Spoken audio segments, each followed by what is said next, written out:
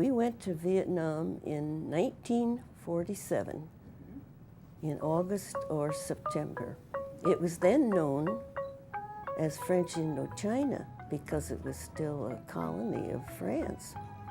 So we went over in August of 1947.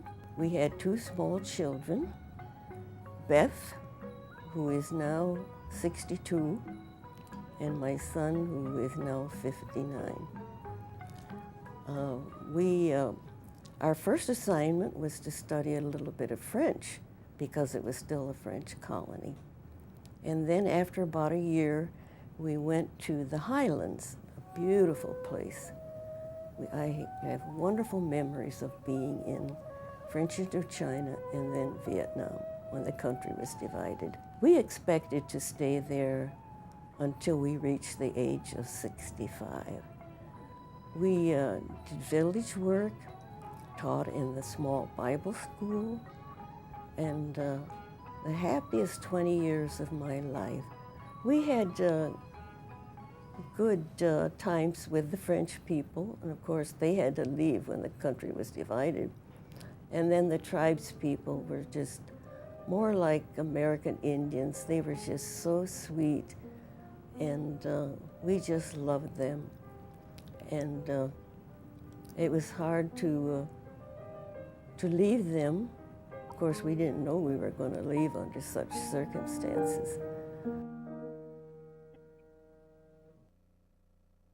Our mission station was overrun by the North Vietnamese. We lost 6 missionaries that day, including my husband.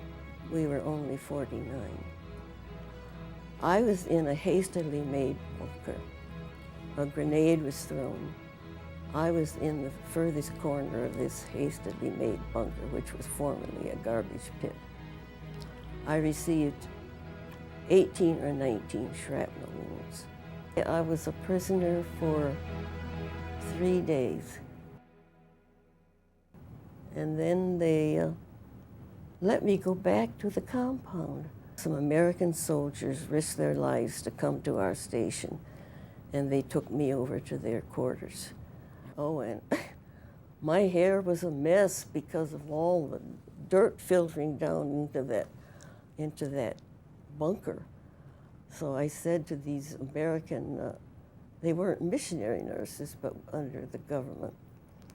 And I said, my hair is so dirty, so bless their hearts, here I was on a stretcher outside, and they washed my hair. Doesn't that sound like a woman? They washed my hair, and it wasn't red, it was white again. There at the American hospital, they did the best they could. They took care of the shrapnel wounds. I was there for several days, and then I was flown to another place because they thought this hospital was going to be attacked. And then I found myself back at Andrews Air Force Base. And my son, I don't know who made it possible, but my son Tim, the one who was a senior in college, was there at the plane to meet me. After I had been home, maybe about a month, this was 1968, I was trying to pray, and it was like a dark, thick wall between me and heaven. And I said, God, it's okay if you wanted to take my husband. And then I get a little teary-eyed. It's okay if you wanted to take my husband, but it sure would be nice if my mother were still alive, or my mother-in-law, whom I loved and respected so much. And God quietly said, but you still have me. And I remember the first Christmas after I was home back, safe and sound in the States. I wondered what these tribes Christians were going to do without us. And then one of them wrote to me, and he said, you know, the church was repaired enough so we were able to have a Christmas conference there, inviting people from many villages. And at the back of the platform they had put up this motto, Kwayang Idea Dokambit Hong Hame.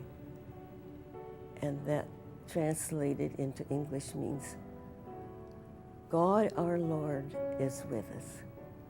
And I like to tell this story in case people wonder why we ever went to a foreign country when there's so much to do here.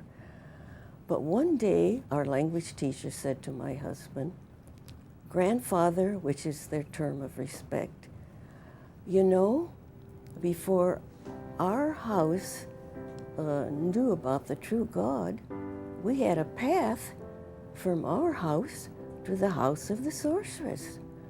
And now that we all know who the true God is, he's not just the chief of the skies, he is the true and living God. We have a path from our house to the house of God. Isn't that a beautiful story?